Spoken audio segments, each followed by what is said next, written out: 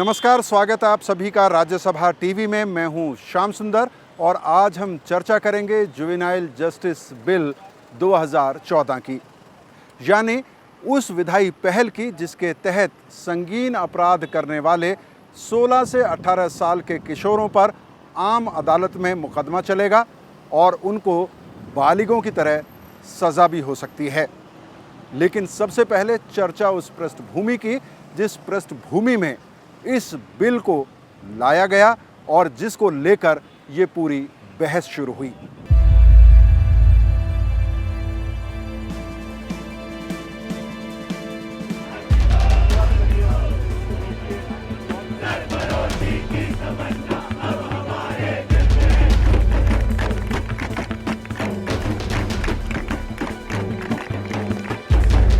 हम चाहते हैं ऐसा कानून होना चाहिए जिससे कि अपराधी अपराध करने से पहले 100 बार सोचे।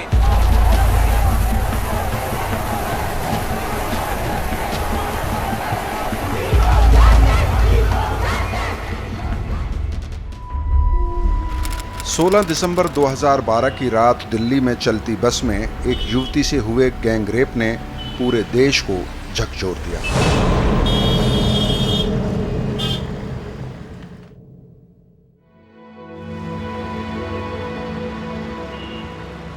उस लड़की ने पूरे जीवन से मौत से लड़ने की कोशिश की मगर हार गई।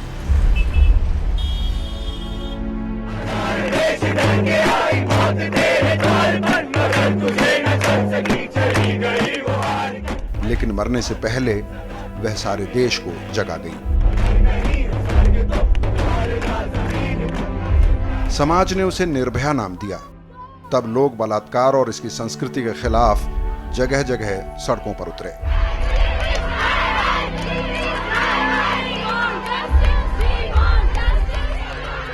Happening just because our laws are not much strict as they are in other foreign countries. When a man is forcing upon a woman, there should be definitely stringent laws. हम इसके ये डिमांड करते हैं कि perpetrator जल्द से जल्द punished हो।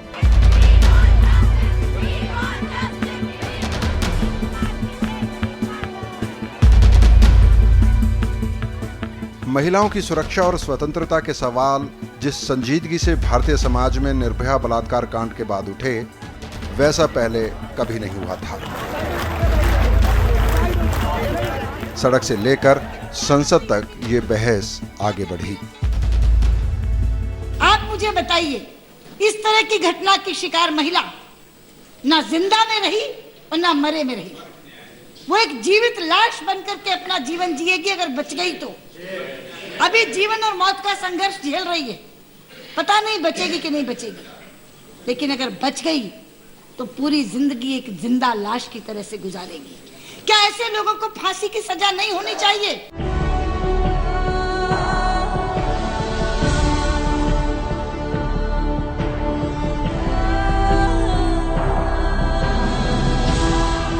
इस बहस के भी कई पहलू थे। मसलन क्या बलात्कारियों को फांसी होनी चाहिए? महिलाओं की हिफाजत के क्या इंतजाम हों? पुरुष प्रधान समाज की सोच कैसे बदलें? उसी सिलसिले में ये सवाल भी उठा कि नाबालिग बलात्कारियों से क्या सलूक हो। निर्भया से गैंग रेप करने वालों में एक नाबालिग भी था। 18 साल से कम उम्र होने के कारण उसे 3 साल के लिए बाल सुधार गृह में भेज दिया गया।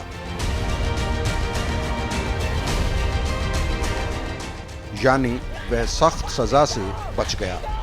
इसी फैसले ने जुवेनाइल जस्टिस एक्ट पर बहस को तेज कर दिया। समाज के बड़े तबके में इस पर गुस्सा था कि नाबालिग ने बर्बरता तो पूरी की, लेकिन कड़े दंड से वह बच निकला। जो मुस्लिम है वो डरेंगे कहीं ना कहीं कि हमें भी फांसी होगी। अपना घर परिवार भी छोड़ के अगर वो काम करता है उसको कहीं ना कहीं मन में डर बैठे। कैसे आगे चलिए इस तरीके से किसी बहन के साथ बहन और माँ के साथ अत्याचार नहीं करेगा। सड़कों पे निकलना मुश्किल हो गया है, सड़कों पे निकल नहीं पा रहे हम आज के टाइम में। हमें लगता है कि सेफ हमारे साथ हम अपने घर में सेफ पहुंचेंगे नहीं पहुंचेंगे।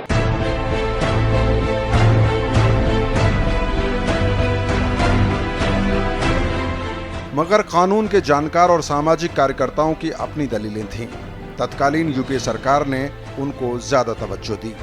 हम जुवेनाइल जस्टिस के लिए बच्चों की एज को हम नहीं चाहते थे कि डेफिनेशन ही बदल दो। अभी तक 18 साल तक के बच्चे 0 to 18 बच्चों का डेफिनेशन है कि वो बच्चे हैं, और बच्चों का एक जुवेनाइल जस्टिस है। उसमें किसी तरह के भी अगर बच्चों से कोई क्राइम होता है तो हम सुधार गृह में उन्हें रखते हैं और सुधार करता है।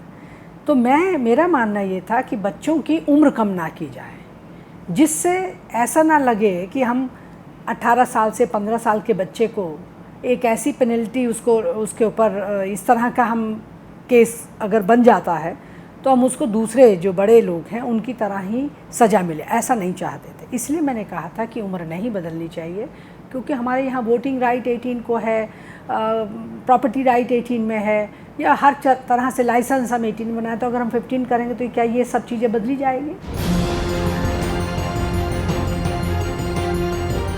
2014 में सरकार बदली तो सोच भी बदली। नई सरकार ने जनभावनाओं को अहमियत देने का फैसला किया।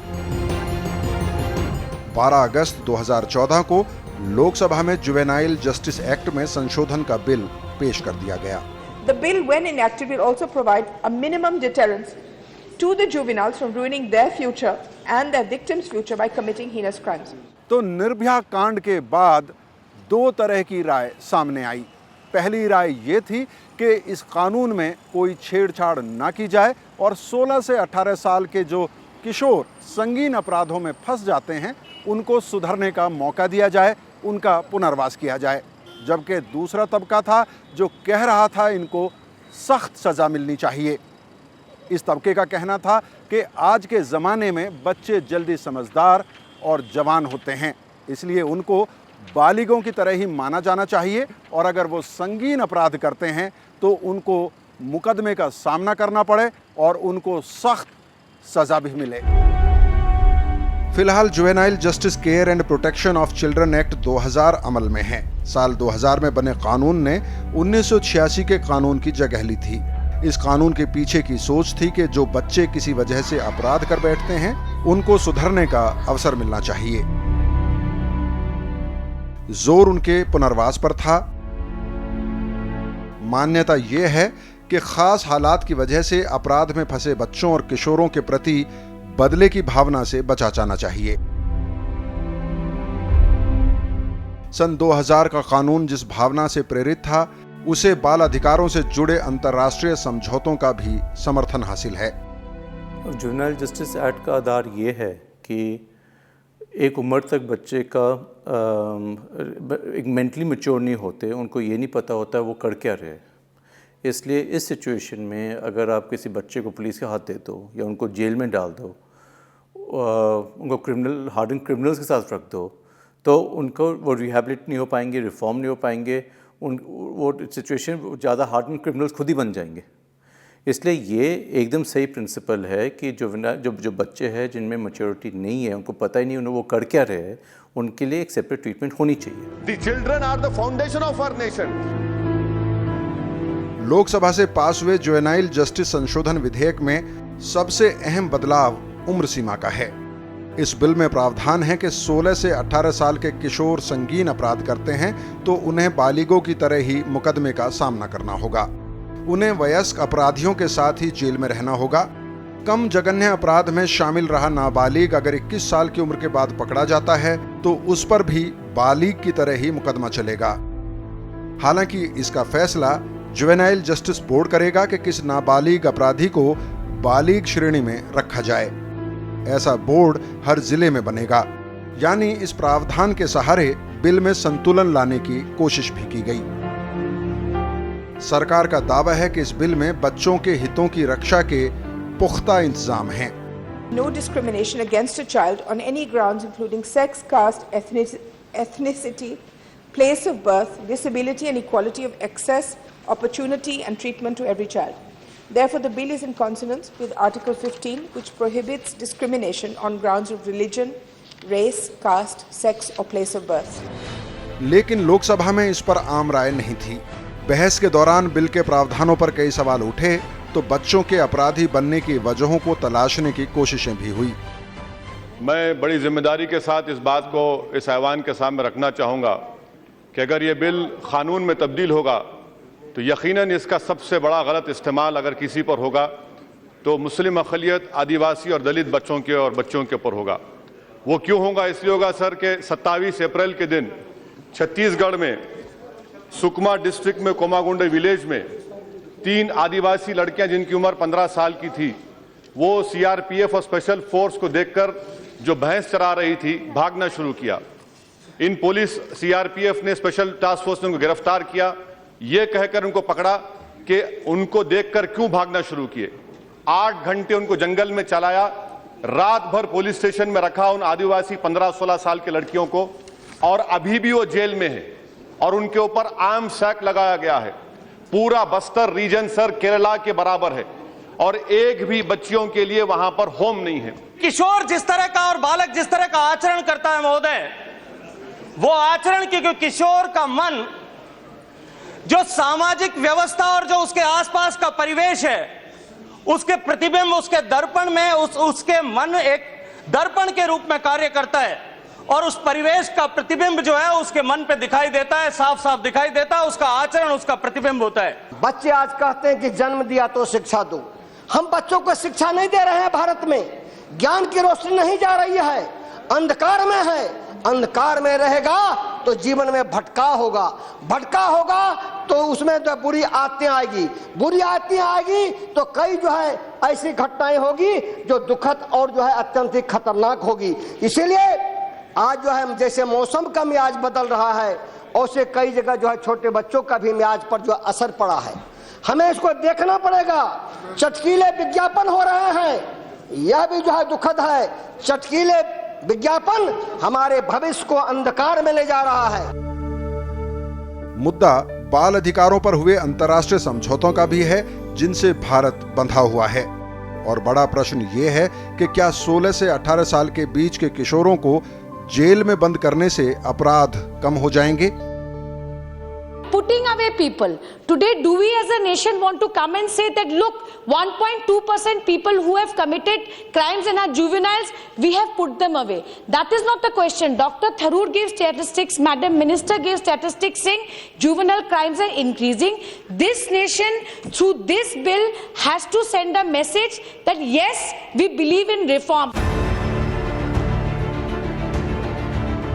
सरकार की तरफ से जवाब आया कि संविधान में वर्णित नागरिकों के अधिकारों और इस बिल के प्रावधानों में कोई टकराव नहीं है। न ही 16 से 18 साल के नाबालिगों पर मुकदमा चलाने से किसी अंतर्राष्ट्रीय समझौते का उल्लंघन होगा। आखिर भारत ऐसा पहला देश नहीं है जहां गंभीर अपराधों के लिए 16 से 18 साल के किशोरों पर बालिगों की तरह मुकदमा चल सकेगा। The procedures for treatment of children who commit heinous crimes in the age group of 16 to 18 years are well laid down in the bill, and there is no arbitrariness in the bill with regard to procedures. So there is no violation of Article 21 of the Constitution with regard to the age of criminal responsibility. The Committee on the Rights of Child has said that countries should regard 12 years as the absolute minimum age for criminal responsibility and continue to raise the age, and no country should lower its minimum age of criminal responsibility to 12 years. Different countries have adopted different ages of criminal responsibility, such as England is 10 years, in Australia 10 years, in Argentina 16, in France it is 13. Given the reality that children tend to mature faster and at much younger ages, it is important to define the age of criminal responsibility at a level which is in tune with the current scenario. तो बाल न्याय कानून में बदलाव एक विवादास्पद मुद्दा है। इस बहस के कुछ और पहलुओं पर चर्चा करेंगे, लेकिन इस समय वक्त है एक छोटे से ब्रेक का। ब्रेक के बाद ये चर्चा जारी रखेंगे। ब्रेक के बाद एक बार फिर आपका स्वागत है। मैं हूं श्याम सुंदर और आज हम बात कर रहे हैं जुवेनाइल जस्टिस बिल 2014 की। इस बिल के अलग अलग प्रस्तावों और प्रावधानों पर संसद की स्थायी समिति ने भी व्यापक विचार विमर्श किया। मानव संसाधन मंत्रालय से जुड़ी इस समिति ने उन तथ्यों की पड़ताल की जिनके आधार पर बाल न्याय कानून 2000 में बदलाव की वकालत की जा रही थी। मसलन समिति ने इस तथ्य की पड़ताल की कि क्या किशोर आजकल ज़्यादा बड़ी तादाद में संगीन अपराध कर रहे हैं। समिति ने अपनी रिपोर्ट में कहा कि ये सब तथ्य भ्रामक और गलत हैं। समिति ने सिफारिश की कि बाल न्याय कानून 2000 में बदलाव की कोई ज़रूरत नहीं है। संसद की स्थायी समिति ने 25 फरवरी 2015 को अपनी रिपोर्ट सौंपी। समिति ने सबसे पहले उन आंकड़ों पर सवाल उठाया जिनके आधार पर यह दलील दी गई कि भारत में किशोर अपराधों की संख्या तेजी से बढ़ रही है। समिति ने कहा, संगीन अपराधों में शामिल किशोरों पर नेशनल क्राइम रिकॉर्ड्स ब्यूरो के आंकड़े भ्रामक हैं। ये आंकड़े एफआईआर दर्ज होने की गिनती भर हैं। कितने किशोर सचमुच में संगीन अपराधों में शामिल हुए हैं, इसकी कोई जानकारी मौजूद नहीं है। भारत में जो बच्चे अपराध में शामिल होते हैं, उनकी तादाद कुल बच्चों का महज 1.2% है।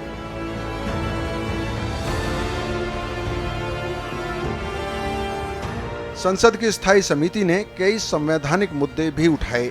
उसके अनुसार इस कानून में बदलाव पर विचार करते समय ध्यान रखना होगा कि कहीं नागरिकों के संवैधानिक अधिकारों से छेड़छाड़ ना हो।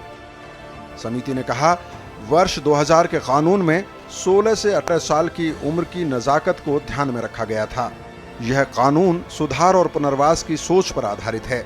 16 से 18 साल के किशोरों को बड़ों के साथ जेल में रखना संविधान की धारा 14 का उल्लंघन भी हो सकता है। संविधान की धारा 14 कानून के समक्ष सभी को बराबरी का हक देती है।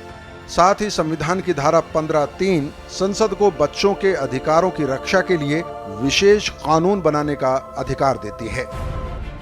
समिति ने इस बिल के एक विशेष प्रावधान पर भी सवाल उठाया। इसके तहत किसी संगीन अपराध में शामिल बच्चों पर मुकदमा चले या नहीं, इसका फैसला जिला जुवेनाइल जस्टिस बोर्ड करेगा। लेकिन संसदीय समिति ने कहा कि जुवेनाइल जस्टिस बोर्ड के पास सिर्फ 1 महीने का समय होगा जिसमें उसे जांच पूरी करनी होगी। लेकिन ये समय बहुत कम है। कानून के कई जानकार भी इस प्रावधान को दोषपूर्ण मानते हैं। ये फंक्शन जुडिशियल फंक्शन है, कोर्ट पे छोड़ो, बोर्ड पे नहीं। उसमें मिसयूज़ होने का ज़्यादा पॉसिबिलिटी है, पर्टिकुलरली जब हमको पता है हमारे रिमांड होम्स कैसे, बोर्ड कैसे काम करते हैं। और जब बोर्ड का काम ही नहीं है ट्रायल करना, बोर्ड का काम है बच्चों को रिहैबिलिट करना। बोर्ड कोर्ट नहीं है, जुडिशियल फंक्शन नहीं परफॉर्म कर रही। उस एग्जीक्यूटिव बॉडी पे, कॉजा एग्जीक्यूटिव जुडिशियल बॉडी कह लो उसको, क्योंकि एक मैजिस्ट्रेट एक सोशल वर्कर है, तो कॉजा जुडिशियल बॉडी पे आप जुडिशियल फंक्शन डाल रहे हो। तो हमारा ये कहना है कि एज का बेशक आप देख लो, अपने एक्सपर्ट्स की ओपिनियन लेके क्या एज होनी चाहिए। एक इल्जाम यह है कि सरकार ने इस कानून में बदलाव का फैसला जन दबाव में किया। ज्यादातर महिला संगठनों का दावा है कि इस कानून को बदलने से महिलाओं की सुरक्षा में कोई सुधार नहीं होगा। निर्भया कांड के समय भी जो आंदोलन की ताकतें थीं, हम लोगों ने अपनी राय तो जस्टिस वर्मा कमेटी को भी दी थी और जस्टिस वर्मा कमेटी ने हमारी राय को सुनते हुए जुवेनाइल जस्टिस एक्ट में किसी छेड़छाड़ न किया जाए ये राय दी। ये तो हम लोगों के कहने पर हुआ, इसलिए सरकार अगर हमारे पीछे छिपना चाहती है तो ऐसा कृपया न करें। मेरे ख्याल से तो बिल्कुल साफ है कि हम लोगों ने बल्कि सरकार से कहा था कि आप ज़्यादा क्राइसिस सेंटर्स बनाइए, आप शेल्टर्स की संख्या बढ़ाइए, आप महिलाएं जो उत्पीड़ित हैं उनकी मदद के लिए आप क्या लीगल एड दे रहे हैं, तमाम तरह के एड दे रहे हैं, काउंसलिंग दे रहे हैं, ये सारी चीज़ें आप क्या बढ़ा रहे हैं। नंबर ऑफ़ जजेस, नंबर ऑफ़ कोर्ट्स बढ़ाइए। इन सारे मामलों में तो सरकार की पॉकेट से तो खर्चे निकलते दिख नहीं रहे, लेकिन इस मामले में एक तरह से कानून में परिवर्तन ला रहे हैं और महिलाओं के बहाने ला रहे हैं। तो मेरा कहना है महिला आंदोलन की तरफ से तो मेरा कहना होगा कि हमें कृपा करके हमारे बहाने इस काम को मत करिए। आप इस एक्सट्रीमली गलत कदम को उठा रहे हैं तो इस बूते उठाइए कि आपके प्रधानमंत्री चाहते हैं, आपकी पार्लियामेंट्री स्टैंडिंग कमेटी भी नहीं चाहती, जो भाजपा के नेता थे स्टैंडिंग कमेटी में वो भी नहीं चाहते थे।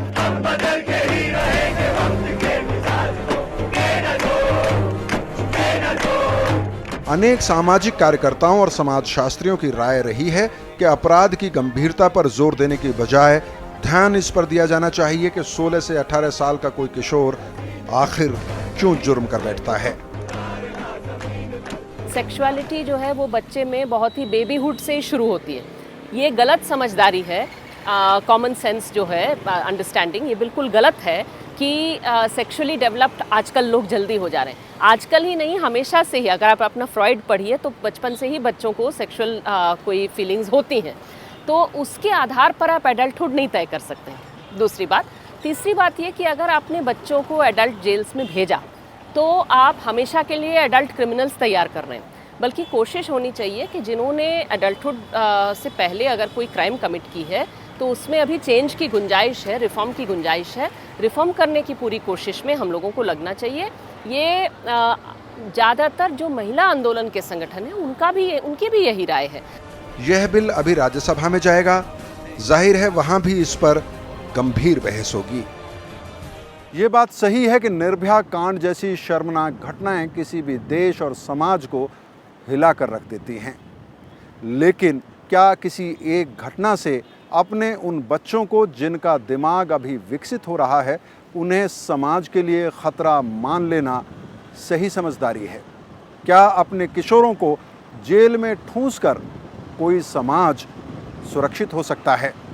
इन सवालों पर बहस की ज़रूरत है, क्योंकि किसी भी कानून का अंतिम लक्ष्य तो एक बेहतर समाज की स्थापना ही हो सकता है।